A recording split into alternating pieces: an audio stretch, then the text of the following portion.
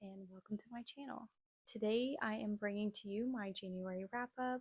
I read 8 stories in total, so here are my thoughts on them. I started off January with a very short read. It is actually a short story by an author I've enjoyed in the past. It is called The Conjurer's Wife by Sarah Penner. This story is available as an Amazon original story, so I read it on my Kindle at the start of the year and I enjoyed it. I am giving it 3 out of 5 stars. This story follows a young woman's marriage to an illusionist. They are putting on performances every night. This illusionist can seem to do anything, create any illusion, and it's actually real. So the main character is trying to figure this out on her own. Her name is Olivia, and this becomes her story. It is a story following her taking over her story in her life, and I liked it. Next, I read Medusa by Jessie Burton.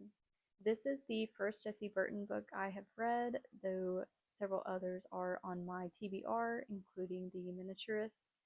I am so glad that I read this one. This is a young adult feminist retelling of the Greek story of Medusa. This is Medusa's coming of age story. This is so good.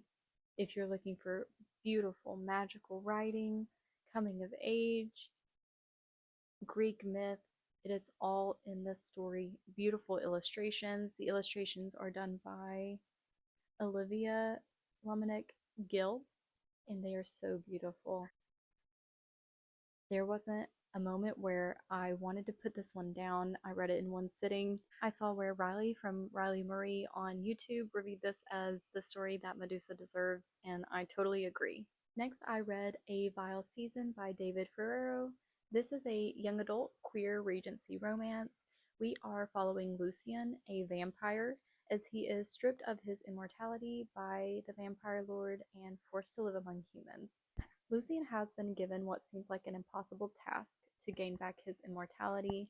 He has to uncover the secret society of vampire hunters and also win the hand of a duke. So overall, this is a fun story. I gave it 3 out of 5 stars. I liked it, but I didn't love this one. I read it a lot longer than I anticipated.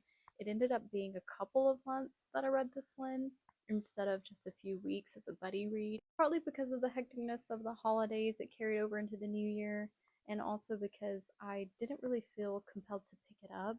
It is cute, the romance is enjoyable, and the plot is fun, but it's also quite predictable. And I think it's best if you are looking for something fun to read in a short time span, then I think you would really enjoy it.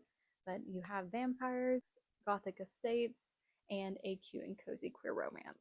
Then I read To the Gallows by Elizabeth Sharpness on my Kindle. This one is available on Kindle Unlimited, and it is described as a cozy romantasy. In this story, we are following Lorelei, a high cleric who invokes the gallows marriage to save a criminal named Elric. A gallows marriage lasts for 1 year, and it bonds Elric and Lorelei. So now Elric is Lorelei's responsibility. We get to see how this impacts Lorelei's reputation in the town, but we also get so many cute moments between Lorelei and Elric. We get a whole other plot beneath it all with a fae prince that I would say is more typical of romantasy. I gave this one 3 stars just because that plot was not my favorite. I really enjoyed the cozy moments between Elric and Lorelei. I wish we got more of that and less of the other plot. I also feel like there were considerable time jumps and pacing issues that left me scratching my head, wondering what I had missed. I wonder if that's just because the author was trying to get through a whole year of the characters being together. Maybe that's why we get those time jumps. I'm not sure, but it did unfortunately lower my rating. Still very cozy if you're looking for something to read very quickly in the weekend, I would recommend it. Then I read Sword of Destiny by Andrzej Sapkowski. This is the second set of short stories that you need to read before getting into the Witcher novels, and I really enjoyed this one. I gave it 4 out of 5 stars. We get more adventures with Geralt of Rivia. He is a Witcher, so he has these powers to go monster hunting, and he's hired to kill these monsters. I love these stories. and being back in this world with characters like Yennefer and Dandelion. I cannot wait to get into the novels. Some stories were better than others, as is the case with most short story collections. I really enjoyed this one and I can't wait to continue. Then I read Several People Are Typing by Calvin Kasoke on my Kindle. This one was my first 5-star read of the year. I made a whole separate review video on it. I really enjoyed this one. We are following a group of people working in PR.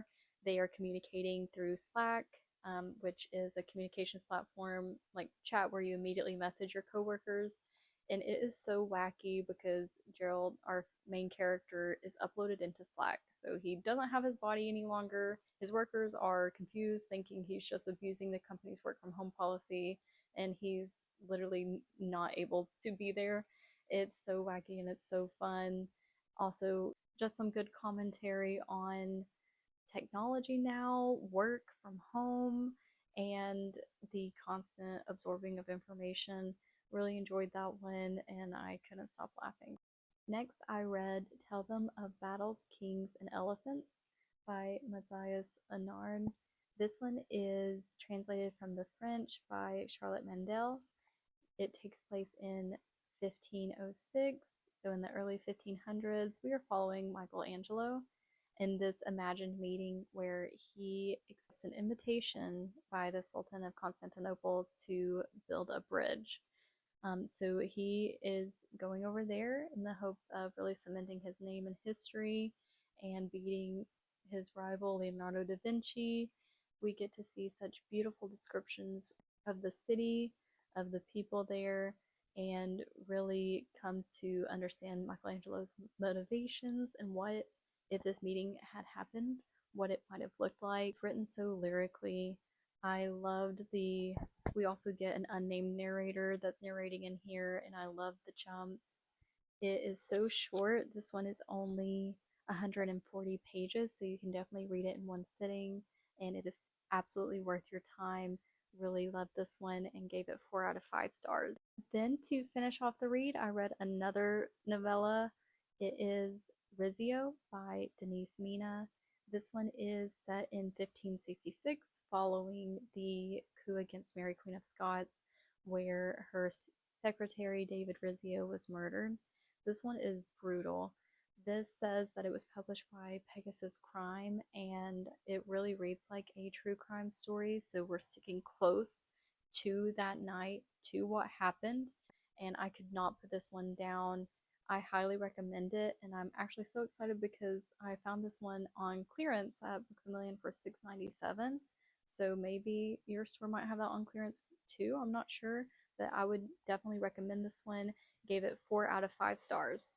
And that is everything I read in January. I think it's a great start to the year. 8 books is really solid for me. I hope to keep up this momentum going forward, but we'll see. Thanks so much for watching. I hope you all have a great day.